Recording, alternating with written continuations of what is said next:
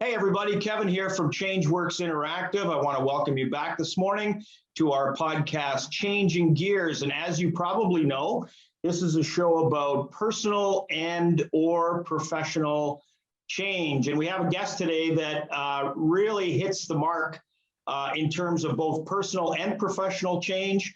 I want to welcome Mark Fornasiero.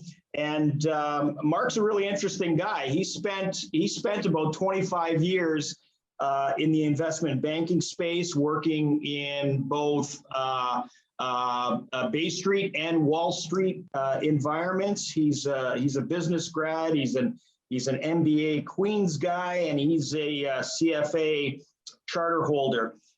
Mark also is somebody that's, I guess, a serial entrepreneur. He's got his hand in a lot of different businesses in the past, including some projects in tech and consulting and fashion and manufacturing. He's the co-founder of Ace Co-working with his wife, Nancy. He's an Oakville guy. He has 3 grown sons, and he wanted to mention his dog, Rudy. And yeah, isn't it important, Mark? You know, how important these pets are for us, especially at this time. It's so important. Welcome to the show, Mark. Thanks, Kevin. Yeah, Rudy's the most zen being in our house most of the time. So that's awesome. Mark also started a very interesting program called Clear Insight, and what it does is that it helps people really to develop meaningful and lasting change. And what he does is he uses mindfulness awareness coupled with sound business practices and I guess wisdom that he accumulated over the years. So he's kind of combining both of those things, which I think is really, really interesting. Mark, maybe tell us a little bit about, as we kick things off, maybe tell us a little bit about the world of investment banking.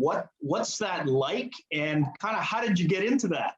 Yeah, so investment banking is a pretty big umbrella. It can describe a lot of different activities in the finance space. The area of investment banking I worked in was what is called capital markets. So that's those big trading rooms that you'll see sometimes in movies, like in Wall Street or something like that, where there's this big pillarless room and rows of computers and people kind of shouting and prices at each other and stuff like that. So that was my environment for about 25 years. And as you mentioned, mostly in the States and some time in Canada as well.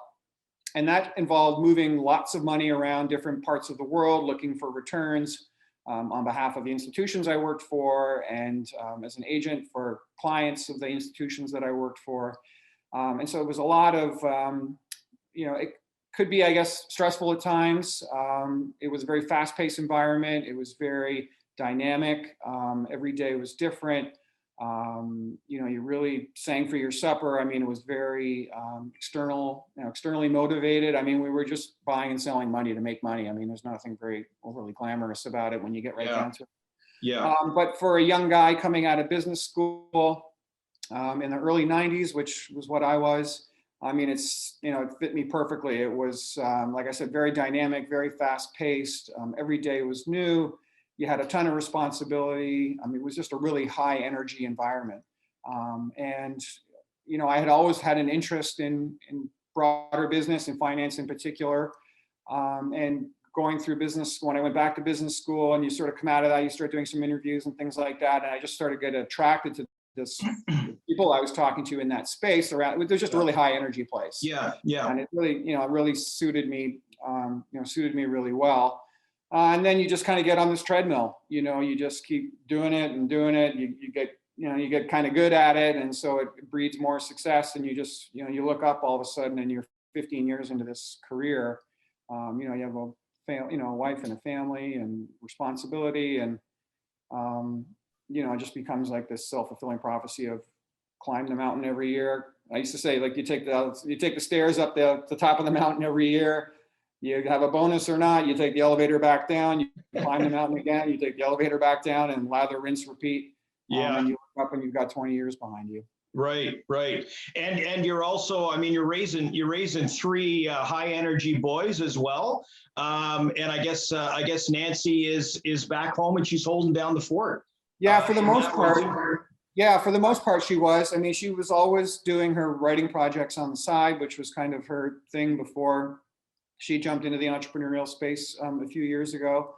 But yeah, for the most part, it was kind of this, nuclear family of me doing that and her holding down the fort. So you're traveling back and forth, Mark. What's that like? And the hours that are involved. Did you notice over the years by doing that? And I guess it's trying to create balance out of that chaos. So being able to exercise or eat healthy or keep some regular sleep routine. That must have been pretty challenging to do.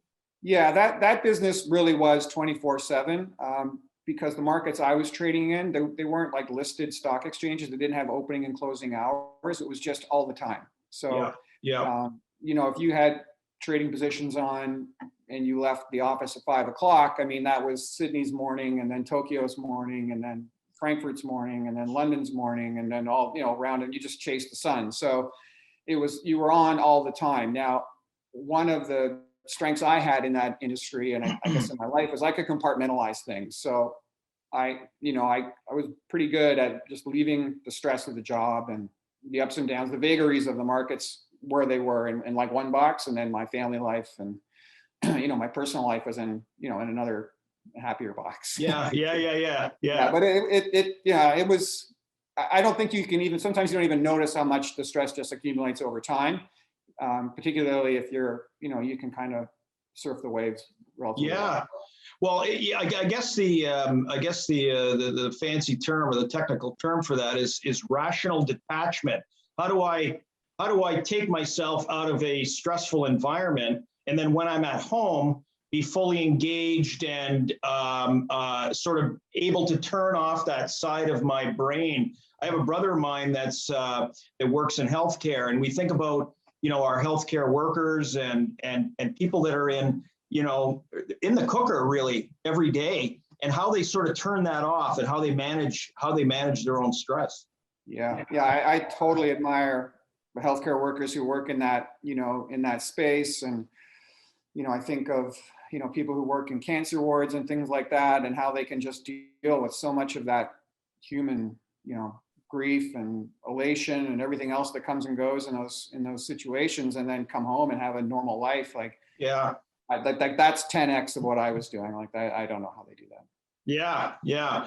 Okay, so investment banking, you're also sort of a serial entrepreneur, it sounds like, as well. You get your hand in a lot of different projects. How did that evolve, Mark? Tell us a little bit about that. Yeah. So we came back to Canada in 2009 after about a 14-year run in the States. And I came back, I worked for RBC, which is where I'd started my career, for about another 3 years. And in that industry, the vast majority of people at a certain age, you kind of age out of that game. You get the tap on the shoulder? Yeah, for the most part. And quite honestly, I was perfectly okay with it. Like, that job had done its work for me.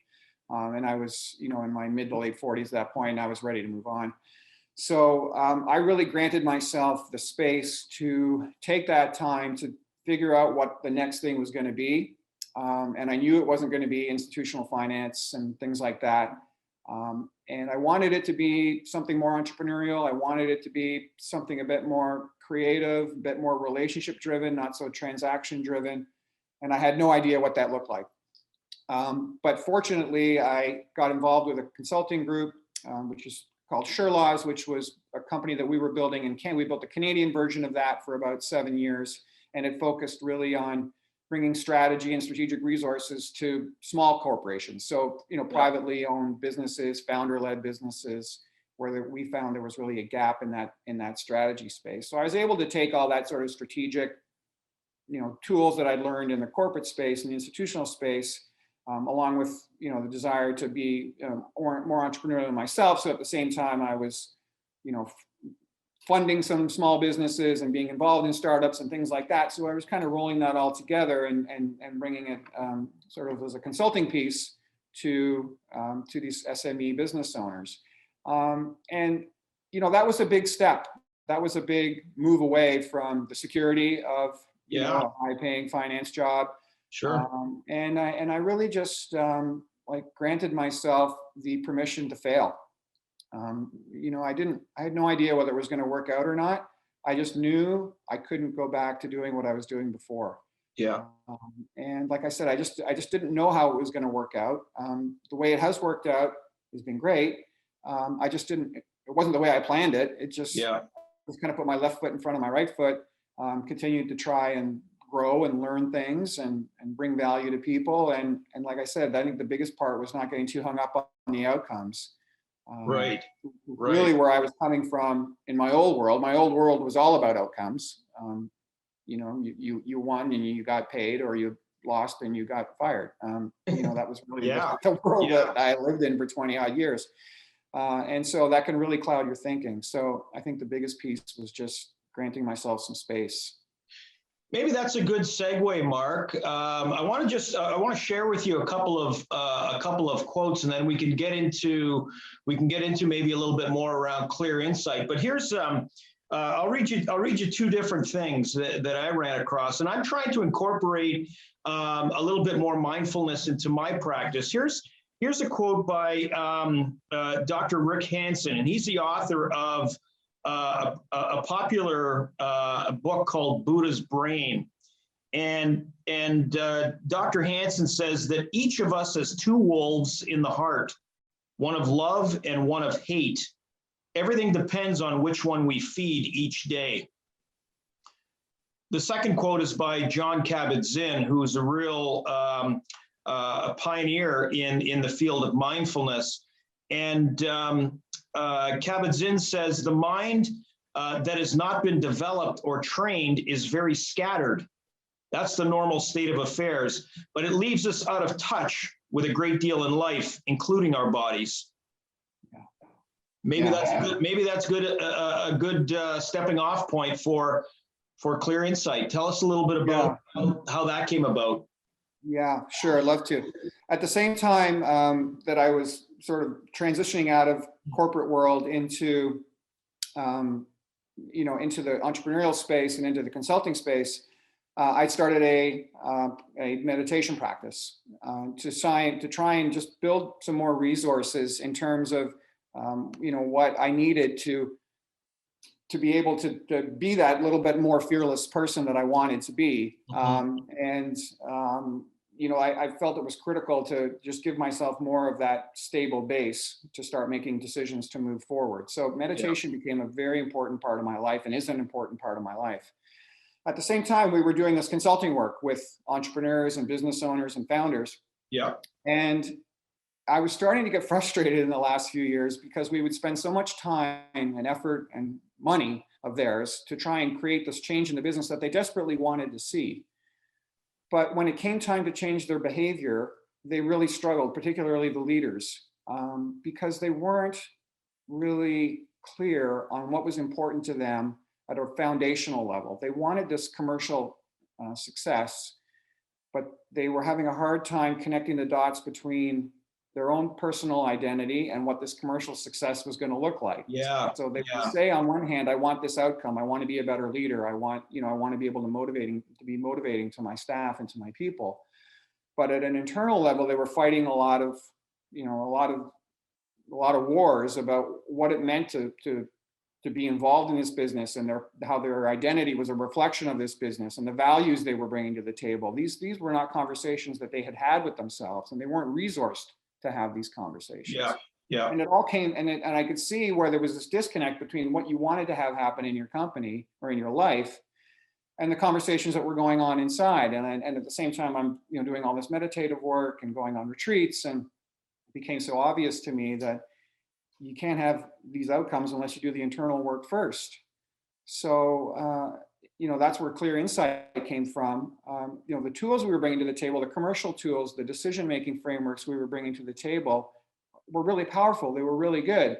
And if I could roll them together with this meditative practice, then you've got something really powerful to create the change that you want to create in your life.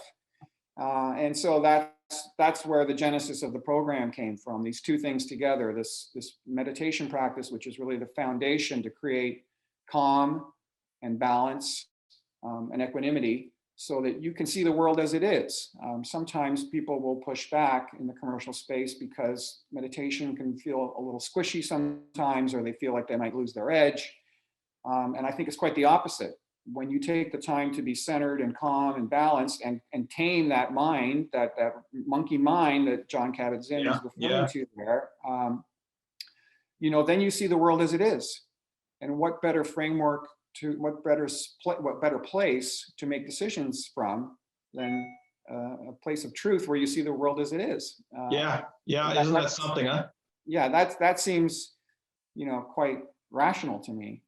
So that's where the program came from. And as I said, meditation is one of those tools that we can use to calm ourselves, to become more aware, particularly in the body. I mean, I think you'll know this as a psychologist and someone who helps people with stressful situations. You feel the tension, you feel it in your body first. And then it turns into a narrative in your mind, and that starts directing changes and choices in your life, and then all sorts of things start showing up. That's right.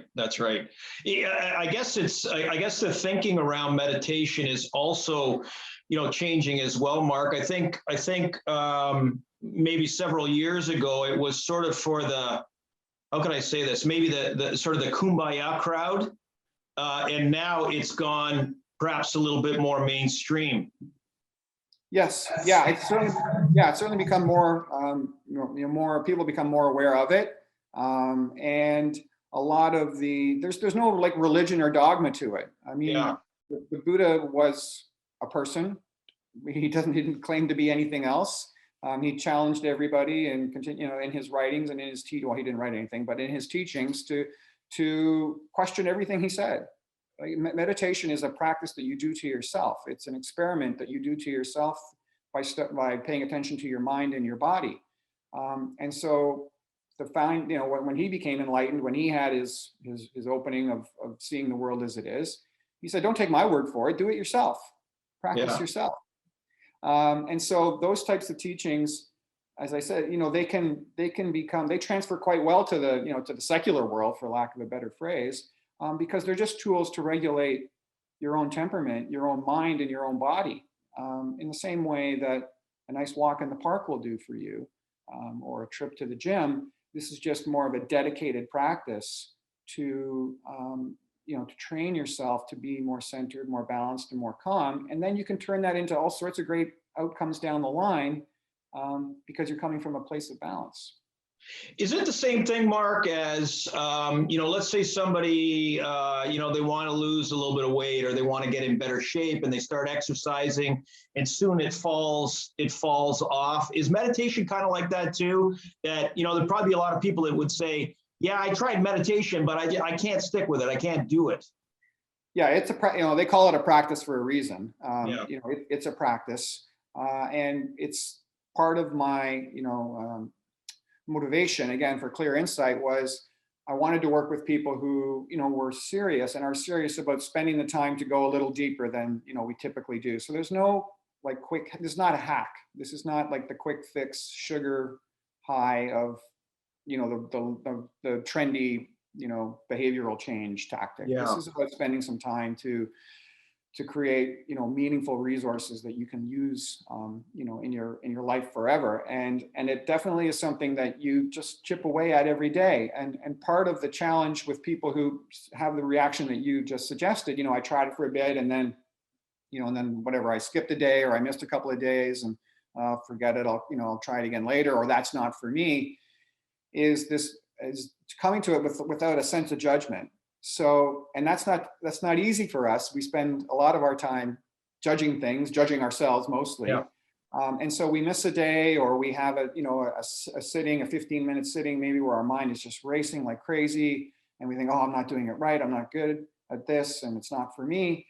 And to learn how to put that all away, like just to put that to the side. Like it's not about having good sits and bad sits. It's just about sitting. It's just about practicing being there for even just 5 minutes. Yeah. And without judgment. I mean, that's, if you're going to define, mindful awareness, it's paying attention with intention on purpose. That's it. That's Yeah. it.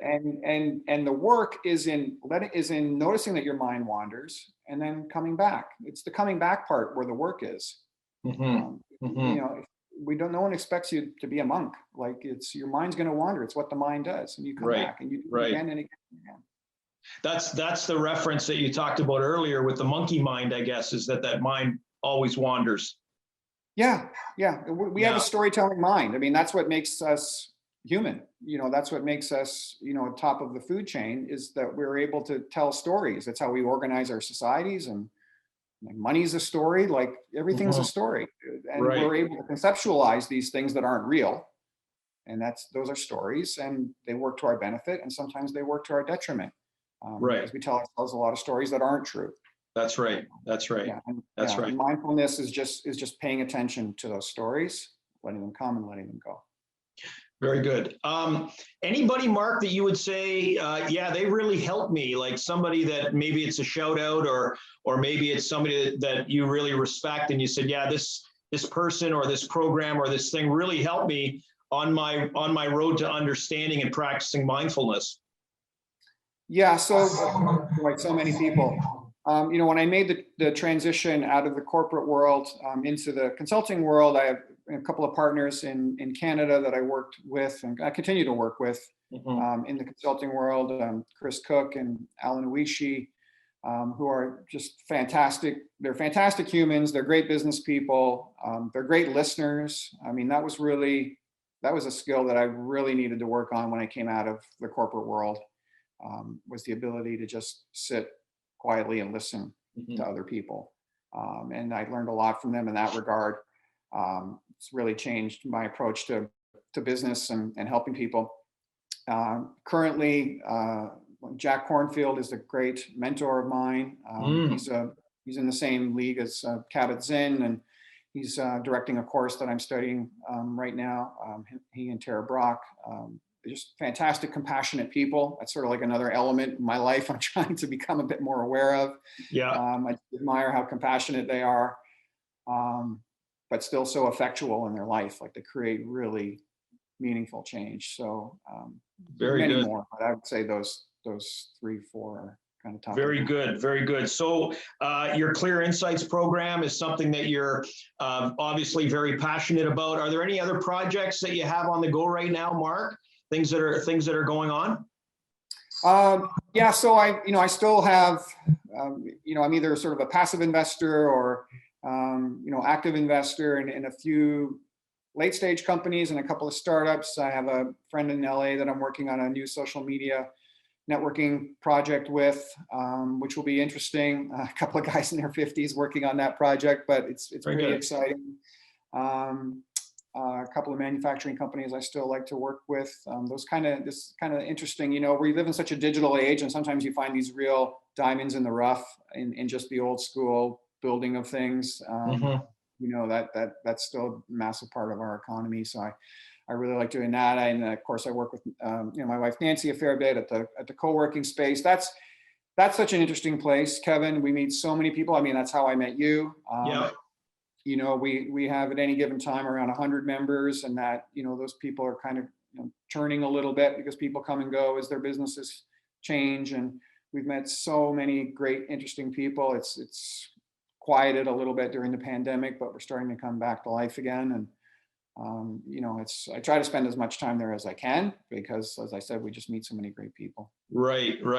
And that's really true, is in that space at ACE, you do run across a lot of interesting people. Everyone's got a different story. I think that's why I'm enjoying doing this podcast so much, is that I get a chance to learn and to meet some really interesting people. And I always have a takeaway, Mark. And one of the takeaways I have today is that it is possible to combine a disciplined work life with a meditative life. And one of the things that you said earlier about risk, about giving yourself permission to risk, and that's okay. you know, and not being so hard or so judgmental either with ourselves or with others. Yeah, that was the first step for me, Kevin, was just being okay with not knowing how it was going to turn out. Yeah. And doing the foundational work, just doing the deeper work. And, you know, as I tell my kids, my sons, you know, the worst case scenario almost never happens. Like we catastrophize. Oh, for sure. You know, particularly with new projects, particularly if there's a significant amount of change in the way we're going to do it or how, you know, who we're going to do it with. We're pretty good at figuring out what the worst possible outcome could be and then building a narrative around that. And that almost never happens. Like there's pretty much no choice, constructive choice you can make that you can't come back from if it doesn't work out the way you planned. Right. Mark, I want to thank you so much for joining us today on the show. I appreciate your insights. Thanks, Kevin. Thanks for having me. Great. So just speaking about East co-working, I just want to direct your attention to there's an event and yours truly will be presenting to some of the folks there, and we invite you to join as well. It's a lunch and learn, and the topic will be peak performance during difficult times, and we'll talk a little bit about the gig economy, some of the challenges that are presented in the gig economy, and how we can keep ourselves healthy moving forward.